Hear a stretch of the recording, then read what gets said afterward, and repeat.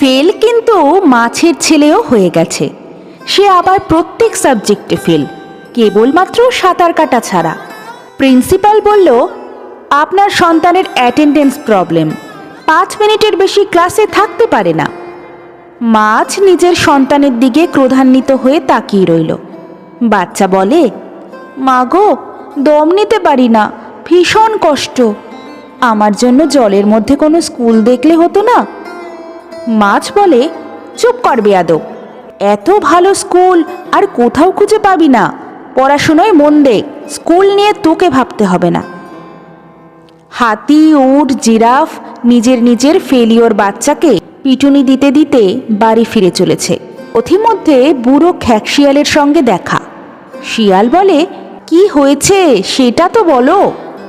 হাতি বলে, এত বড় শরীর নিয়ে গাছে চড়তে পারল না। বাদর